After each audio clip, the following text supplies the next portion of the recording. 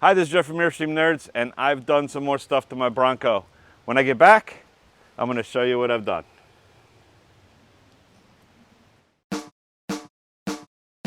Airstream song, cruising to the campsite singing our song. Airstream song, we are the Airstream Nerds. Yeah! Alright, so we're on the outside of the Bronco here, and first thing that I saw online is I saw this little Sasquatch. I found this on Etsy from a VasherDesign, and this is the factory logo, and this little piece just sits right on top. It's got some 3M tape. Clean it up with alcohol, stick it on there. I think it's a nice little Easter egg feature, whatever you want to call it, on the truck. Then I did not like, so if you buy the Wild Track version, you end up with the same color trim rings as the rest of the rim. But on the Badlands version, these come in like a silvery color. Did not like the silvery color, so I bought replacement trim rings. There's lots of stuff online about these bolts being stripped out and you end up breaking them or something like that. I had no problem with all 5 of these trim rings. I was able to take these bolts out, no problem. I took them out by hand and I tightened them by hand, but once I broke them loose by hand, I used my drill to put them in and put them out. I didn't strip the tips. Now, one thing that I did screw up and I had to go back and do a side over is pay attention to the bigger notch in them. That's where the Schrader valve is for filling your air. This notch was over here somewhere and I noticed it and I was like, oh crap, I need to go back and change them. So just took a little extra time. It was really an easy, I think these are like $400 or something. It's a nice difference. It made a huge difference in the looks when I went from the silver to the black. I thought it made it look much better. Then I decided blind spot was pretty bad. Now, obviously, when you got the doors off, you don't really care about the blind spot that much because you literally can hear the car next to you and you can see the car next to you because there's nothing in your way. But when I got the doors on and the roof on, I got the dark tent, sometimes it's hard to see that car that's coming up here. And so I got this little stick-on mirror on Amazon that it's adjustable. It's not just a little half circle thing on here. You can adjust this to where you want to see. It's pretty nice. All the links to all this stuff is down below. It will be down below. Then I have all these warning stickers on my door, on the door jambs, and Sticker Fab sells these cover-up stickers that are supposed to be close to the right color. There were some people talking about the colors way off. I think it's a pretty good close match, and I decided not to do these. Just because of the information that's on them, I didn't want to cover it up. These are just warnings that I forget what they say, but it's nothing that's any reference value at all. They do come with a clear cover, a clear tape that goes on first. Then you can put this on. I discovered that after the fact. I couldn't figure out what the clear covers were for. And so I could have put the clear over these and then put the painted ones over. That way I could peel it off without destroying the sticker below it. But I'm not that bright. I didn't do it that way. Plus, I'm never going to take these off. So I'm glad I didn't put them on here because that would have screwed these up. I also got the second version. Now I discovered the Bronco bikini guy when he first started making these tops. His first version of the top did not come all the way forward. It was a little less. You had more light coming in the front here, and not as. And he's added for the second version. He's added more holes to have a better secure for going down the road. Now I can tell you that I've taken this thing, I don't know, 85, 90 miles an hour down 95 for an extended period of time. And the only thing that I had was this middle strap, which I was using an old strap, and that was riding on. I've since put some clear what is it, PPF, what is it, Kevin? The personal protection film. Yeah, personal protection. I put some of that on there to keep it from rubbing on the paint. With it still rubs right through it going down the road. But that first one broke. So that was the only thing. But since I've replaced it with a new one that hasn't been sitting out in the sun for 2 years, I haven't had any issues the rest of the summer. So again, I have a link for this down below here. I like that also he changed the way these hook, that they actually have clips. Before they were using these plastic things that would come off. And then I added these Rockworkx thumb screws and the black washers that are under them. The places where you can actually, it's only up in the front, you directly screw these down, but then the other places where you have the bungees, I bought them for those areas as well. And then there's little plastic washers that are actually washers from TV mounts that I do audio video work, and I always have leftover plastic washers and things like that. So it just allowed me to have a little recessed spot, and I could tighten these down, and still they would kind of tuck under the thumb screw and not have to worry about it sliding up and off. Again, these are a little pricey. They come in all kinds of colors, but I have a few of the Rockworkx things, and I've been pretty happy with their products so far. So I mounted as you saw before, I mounted my on my previous videos. I've done all the other things all the other changes that I've made in other videos, 1 and 2. I'll put the links to our previous videos below. But instead of putting it in the factory location, which the license plate's right here, I had it mounted to the plate under here, but I didn't like the way the license plate just sat there. So I found this silicone, it's basically a sleeve. So the license plate slides into it, and then the bolts go through the silicone into the back. So just a nice, keeps the outer edge, it keeps it a little firm so it doesn't get caught and bent over and things like that. I just thought it looks nice. And that's pretty much it on the outside of the vehicle on this face. So on the inside, I've got some new stuff. I like sticker fab. They're pretty creative on the products that they come up with. This is just a stick-on plate that goes over this. This doesn't really do anything, but it basically gives all the statistics, and it's just kind of a nice little add-on. I thought was pretty neat. Now I had a different tailgate table than this, but I wasn't a big fan of it. I saw this and I really liked the design of this one, so I decided to go ahead and change. One of the issues were the way that the other table had the locks up here, these things, the little flip latch things, they would pop up all the time, and I could not get them to stay flat. They didn't rattle, but it was annoying that I kept having to move the latch. So I got this, I don't know how, is it Broaddict or Broaddict, or I'm not exactly sure how they pronounce the company name, but it's basically Broaddict. And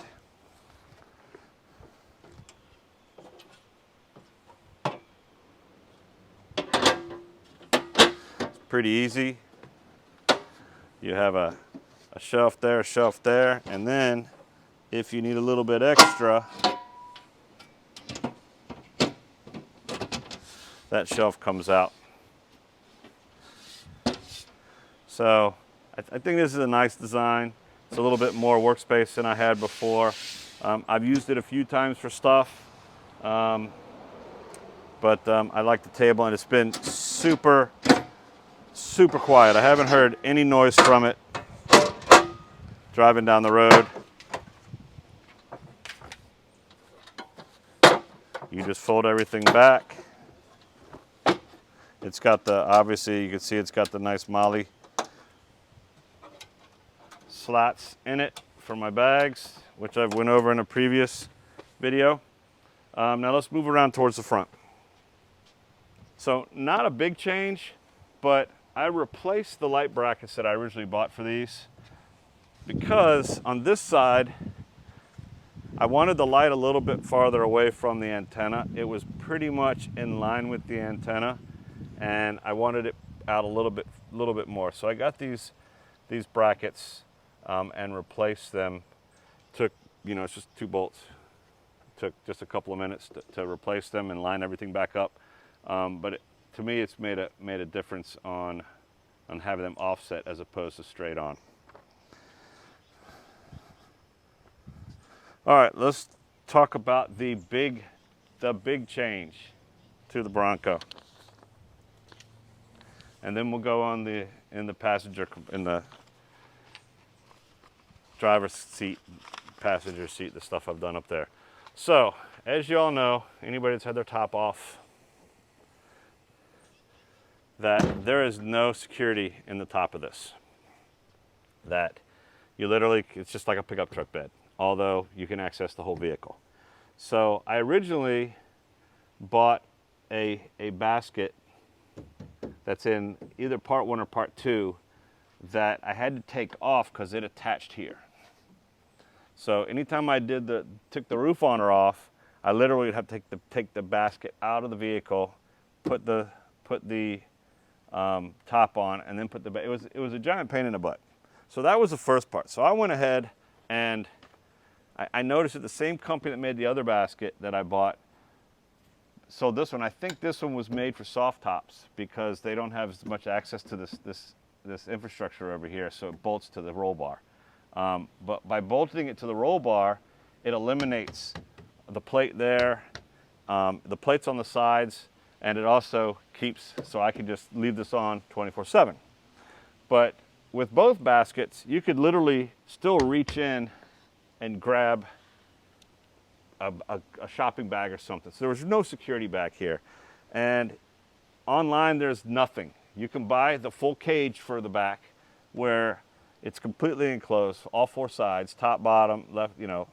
But I wanted something that I could take to the store, buy a couple of things, throw it in the back, go to a restaurant and eat, and not have to worry about somebody just walking along, grabbing the bag and walking by the vehicle. Basically, just wanted something to keep honest people honest, but nobody sells anything like that. So I took it upon myself after a bunch of thought, and I bought some aluminum diamond plate, and I made some patterns. Now I got some pictures here. You can see kind of my progress. I cut the curve here. I cut the notches out. I bought some stainless steel hardware and I bolted it all together. And now you can see that you can't reach in to the vehicle to pull out anything if you want, right? Then my original plan was to powder coat everything, but I decided that rhino lining would be better long term, and it would look nice. It came out, I was pleasantly surprised. It came out looking, I think, better than I originally thought it was going to be, because when you have the black powder coat and the aluminum diamond plate, it looked kind of funny all together on an orange vehicle. But once everything's rhino lined up, Kevin happened to be up here from Florida visiting, and he helped me put it all together because it's again difficult to do one-handed. Now the only other thing that I thought of after the fact was, well, you can still walk up here, flip my seats down, reach back and take whatever you want. Well, I solved that problem as well. Right now, it's getting ready to put the roof on today. So I haven't done the permanent solution, but essentially this is how we're going to handle it. I've got these round stainless steel bolt nuts that go onto the bolts that are holding the thing in, and then I've got some metal. Plastic coated metal, what do you call it? Cable that I'm going to latch around with some carabiners onto these latches, and that'll basically make it so the seats won't be able to pull forward. Right now I've just got these rope ones just to test to see how well it works, and I'll probably do that over the winter or in the spring when I'm ready to take the top back off. But it was, so not counting the basket, because I was going to have the basket anyway, the metal was a couple $100. It took me a few hours on each piece to cut it to sand it down, to shape it, I made forms first out of foam board and fit them all, and then sanded them all smooth so nothing was sharp. Lined it up, drilled the holes. It was probably, I went to Ace Hardware for the hardware, which was probably cost-wise a mistake, quality-wise probably better, but it was about $100 worth of stainless steel bolts, nuts, and washers for this. You could probably go on Amazon and cut that cost to like 30 bucks. The powder coat was like, I don't know, 175 bucks, something like that, but obviously the prices are going to change depending on when you watch this video. So I think all in, it was probably close to 500 bucks to buy the material, to powder coat it, and buy the bolts, somewhere in that neighborhood. And I know that some of the full enclosures are way more than that amount, and this is really all I wanted. I didn't want a full enclosure. I still wanted the inside of my cargo area to be the inside of my cargo area. Thanks, Kevin. It came out pretty solid. So I got this Yeti bottle that I've got a couple of these the same size. This one I happen to get our Airstream Nerds logo and my name on it. But they do not fit in cup holders. So I went looking for a cup holder solution in the vehicle, and I found two different things. One is like a screw-on thing that it's got a part that fits this, and then you drop the holder into here, and as you twist it, it spreads it out, and it makes it, it tightens it up and it holds it. It didn't work well in here. I didn't like it that it was just this big thing sticking up. So I went to keep looking. I knew Yeti sold basically this is a water bottle holder that they also has a strap that you can carry it to go hiking or whatever. I don't know why you'd carry these heavy bottles hiking. I would take something lighter if I'm gonna go hiking. But I also knew that they had MOLLE straps on them. So I bought a MOLLE panel for the passenger side, and I got the cup holder MOLLEd into it. And now I can put my water bottle there, and it's nice when I'm driving down the road without the doors. I don't have to worry about the bottle rolling out because I threw it on the floor in the seat. This thing doesn't go anywhere, and it's easily accessible when I'm at a light or whenever I want to get a drink, and I just drop it back in. It'll stay there year round. And as added bonus, I had an extra one of these when I replaced the little table on the back tailgate. So I put that down there for Jenny to put her sunglasses in if we're traveling or anything like that. Just a nice little holder. These were already here in a previous video, but the passenger, this doesn't really get in their way that much. Maybe a bigger person, it would rub on their leg, but you know what? There's not very many other people than my wife that ride in here with me, so I'm not concerned with random folks sitting in my front seat and being irritated because that's in their way. You know what? It's my vehicle. It's nice to be able to grab my bottle, take a drink, not have to worry about or putting it down here so it rolls under my feet like I did in the beginning. Just drop this thing right back in and I'm down my merry way. Now, most of the stuff in this video has been little items until we got to the cargo cover. I think that came out really nice. If you need any other details, if you have any questions, feel free to reach out to me, comment below.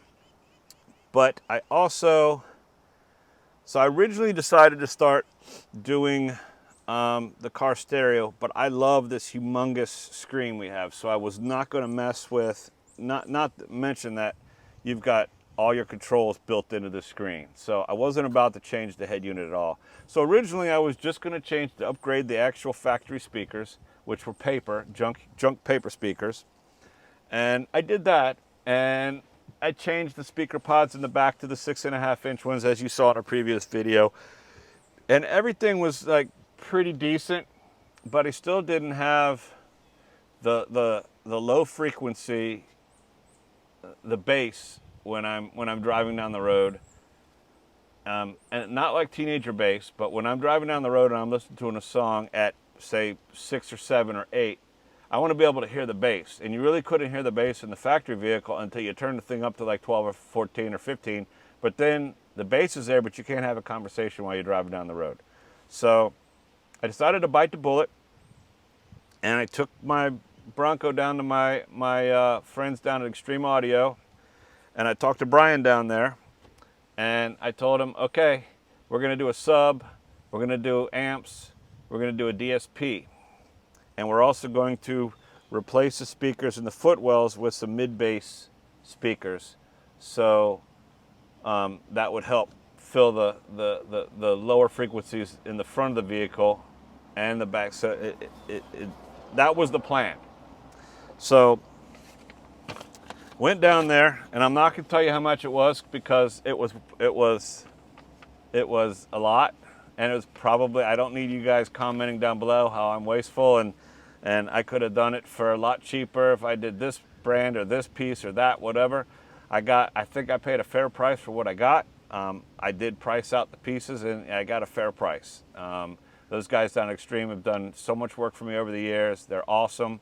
If you're in this area and you need some work done, any type of electronics in a vehicle, reach out to those guys. But what he ended up putting in, I got a JL Audio VX600, 6i, 6-channel, 600-watt amp. I believe that is for all the speakers in the vehicle. I got an Arc Audio X2 1100-watt amplifier for the subs. I've got this digital control knob here, which controls the volume and controls the sub, but also in the DSP, I have a doors off and a doors on setting in the DSP. You just press the button and the lights change color, and it switches from the indoor to the outdoor, basically sound stage. And they've programmed all that. They put the Audio Frog GB60 6.5 inches down in the footwell, which really you can't see, but they're there. And I've got the MoBridge preamp adapter for Ford, which basically takes the signal out of the head unit and flattens everything and gives you a nice clean non-processed signal back to your amplifier.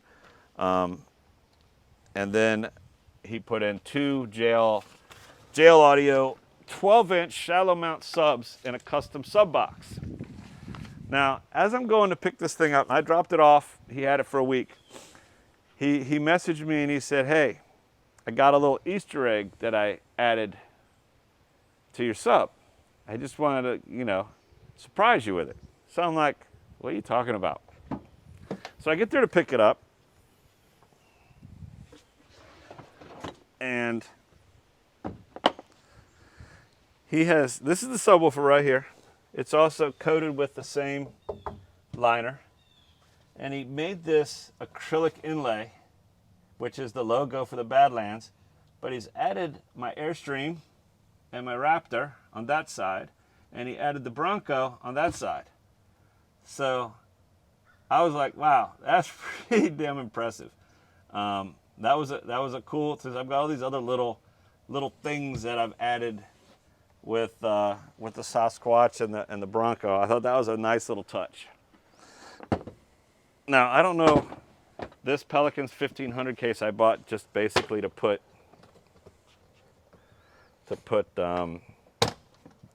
just junk in, so if it rains, it's waterproof. Have been in the rain a couple times, and nothing in there gets wet. But yeah, the sub cranks now. It really does a good job with filling the cabin with low frequencies at low volumes. But if I feel like being 15 years old every once in a while, I can wake the neighbors as I'm driving down the road. It's a pretty solid setup. I couldn't be happier with the audio in this vehicle now. I can't believe that Ford, you pay all that money for the upgraded sound system, yet they put in really bad, I mean, the head unit's really nice, but the speakers were all paper speakers. The sub is this little 8-inch sub. The amp's a little amp that you're paying like almost 5K is that option for the upgraded audio, whatever, what is it? I don't even remember what it is now, but it's Bang & Olufsen. It's a B&O upgrade, audio upgrade, and is more like BO upgrade because it really stunk. But anyway, that's what we got for the interior. Now I bought some accessories and things like that I'm going to show you next. Now that I got the tops starting to put back together, there's a couple more items that I did. the latch plates. Like, let's see, where are they? Oh, over here. So, like on the last video or whatever, I bought these circular things from ModCrate, and then, which was just replaced the factory black ones, I think they were. And then the same thing here, these are factory black, but the ModCrate, same company, offered these in an orange highlight. So I've got an orange Bronco. I think that's a nice little, just a little touches. I'm not trying to do crazy stuff, but at the same time, Hothead Headliners came out with the headliner for these things. Now, I can be honest with you, I tested road noise when I put these in, before and after, and to be honest with you, I don't hear a big difference in road noise or wind noise or cut down on it. But I do notice is, like when it rains, it's not as loud hitting the top, and I think it just looks nicer than just the plain fiberglass that was there before. So I got it here. I got the piece in the back for the back of the cap, and both of the tops for right here. It's easy to put on. I also added the sound assassin strips, which is basically like if you've ever done sound deadening. It's like peel and stick stuff for under your carpets, and in the back when you do any audio work in a car, you use that to cut down on vibrations and road noise and stuff. So I did that on the below. Behind this is a lot of that as well, which cuts down on the it's more solid sounding and not as hollow like a drum sounding now. So I like them. They're a bit pricey, but super easy to put on. You clean it with alcohol. You peel and strip the adhesive that's on there. Make sure you do it in 70-degree+ weather, and it basically, the 3M tape sticks up there. It's been on there. It was on there all winter, and then of course in the very beginning of summer, and then I took everything off. It's been sitting in the garage. So it's been sitting in the garage all winter in the bags, but it's still nice and solid. All right, so like I said before, I bought the Pelican box. Some of the stuff fits in the Pelican box, but it's nice to throw back in the back of the truck and have a lot of the stuff you need when you're rolling down the road. One thing that doesn't fit into the box is the Rockworkx shovel hitch step thing, multi-purpose tool. I'm not going to go into all of the things it does, but if you're at the beach and you get stuck and you need a shovel, this thing, between that and then it extends, you have a shovel, you have an axe, you have a hoe, you got all kinds of parts that this thing will turn into. Again, I'm not going to go over all the features because it's a video in itself, and Rockworkx have done plenty of videos on how everything works, and there's plenty of videos on here on YouTube for this deal. But it's pretty neat. I've taken it apart and put it together a bunch of times. I haven't used it yet, obviously. Look how clean it is, but it definitely, this thing is heavy and robust, and you 100% can put this on your hitch and use it as a step, because this is a solid piece of hardware. Speaking of Rockworkx, to go with the thumb screws that I have, the orange thumb screws on the back there that I've shown in other videos, these things are the straps that go with them. The clips lock onto the straps, onto the thumb screws on both sides. They're adjustable, and then they have these, I don't know if you want to call them molly, I'm not sure exactly, these little hoops here that then you can buy these square D-rings from them, and you can put one here on your front hook, one on your back hook, and then put a strap between them. So not only can you have the straps going this way, holding it down to wherever, but then you can have a strap going across as well without having any tie points in the front and the back. Just tying it to the straps, which will hold everything together nicely. I bought a handful of them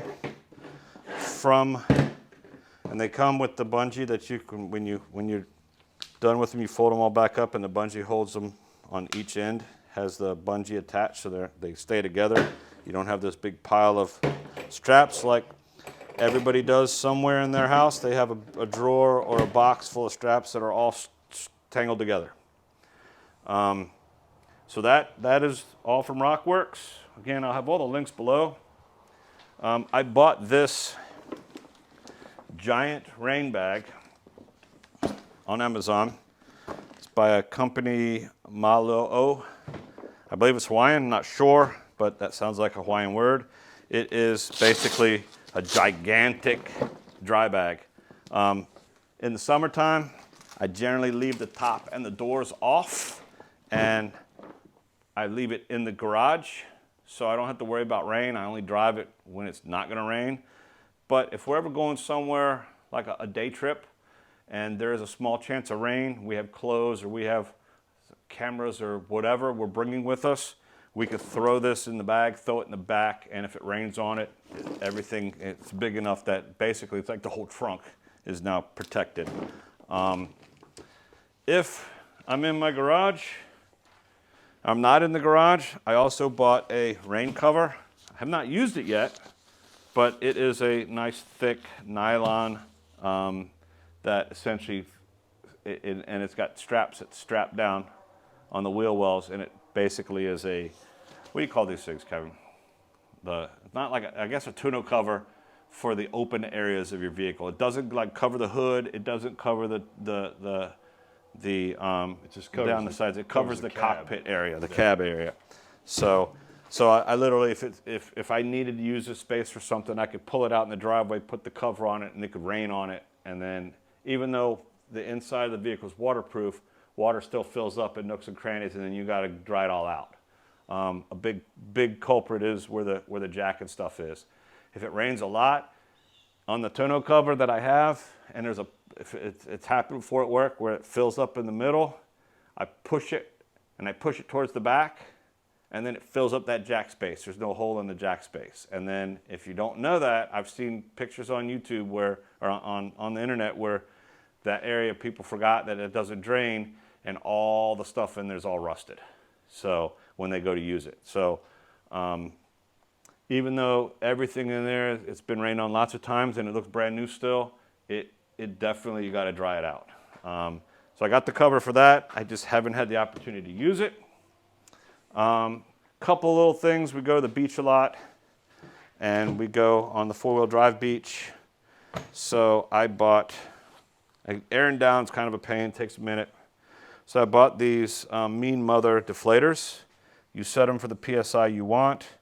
There's a gauge right here. You screw them on to your tires. I got 4 of them. Screw them onto your tires, and the basically lets the air out to that certain PSI, and then you're aired down. It takes a lot less time to just walk around, put it on, put it on, put it on, put it on.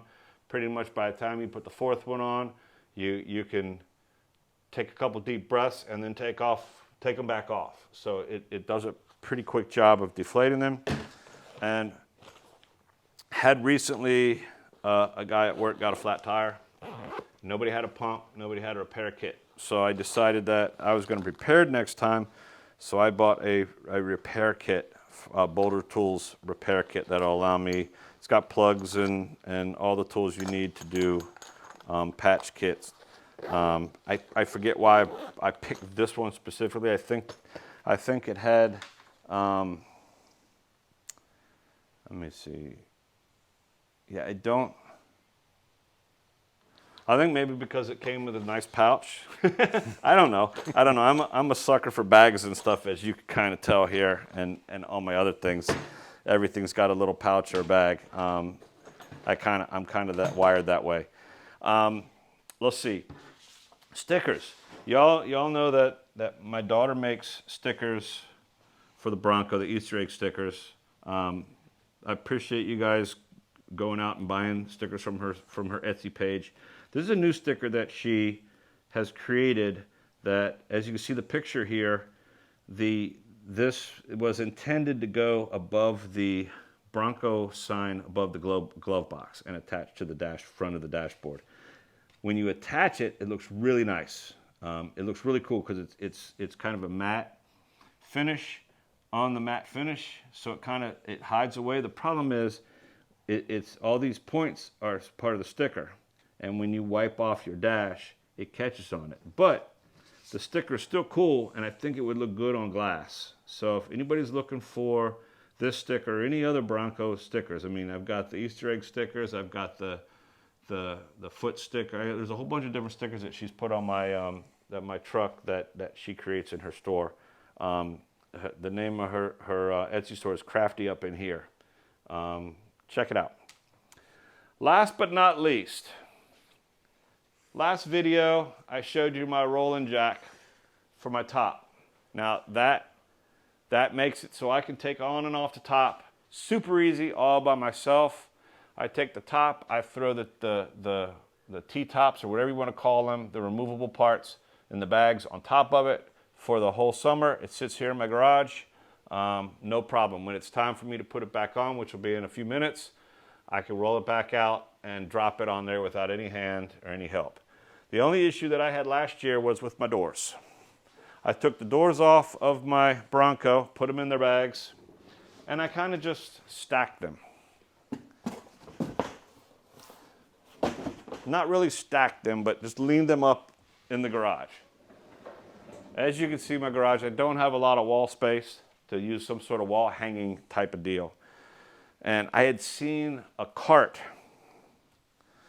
I was going to make a cart. I actually bought this cart off Facebook Marketplace to put my doors and my tops on. I was going to modify this cart for it, but I decided that I didn't want to do that. I do that a lot. I start a project and I'm like, no, that's a little bit too much as far as work related, too much work to make it what I want, or it's too big for what I wanted it for, that you know. So I found this little cart. Wasn't that expensive, a couple $100, $200-300, or maybe a little more, I don't remember. On Amazon, it is the, what is it called? I do have my notes here. It is the Easy 4x4 Bronco aluminum 4-door folding cart. So literally, I've had the doors sitting on here.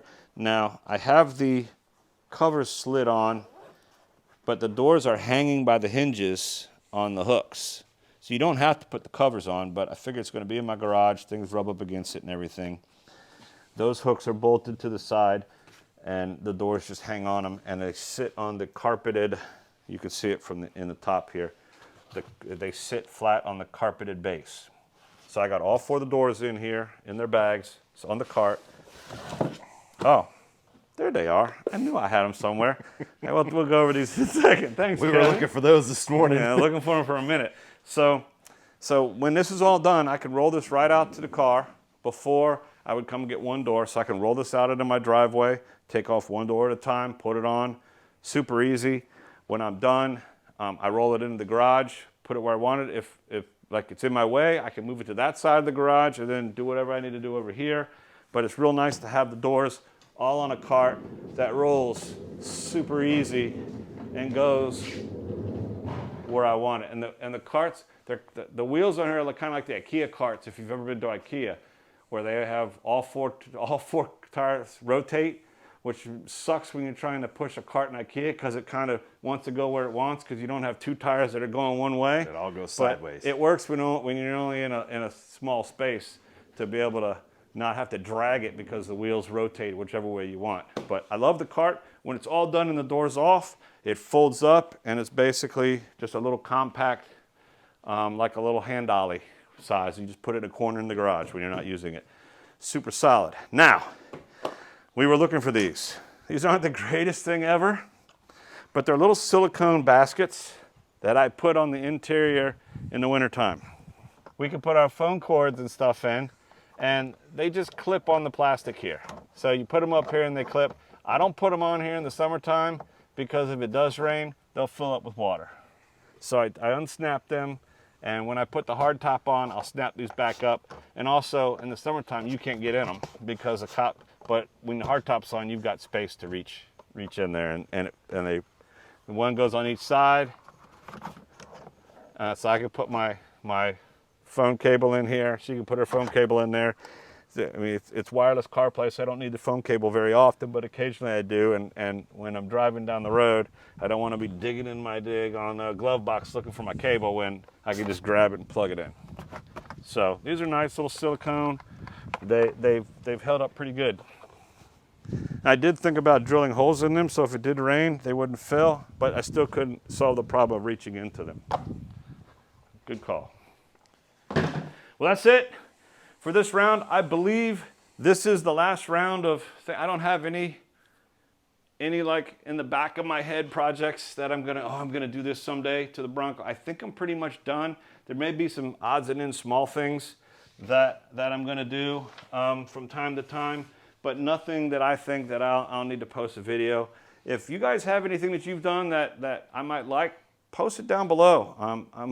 I'm always out for spending money on my Bronco. Once again, this is Jeff. And Jenny. And we're the Airstream Nerds. Please hit the subscribe button, hit the like button, put any comments below, and we'll see you on the next trip.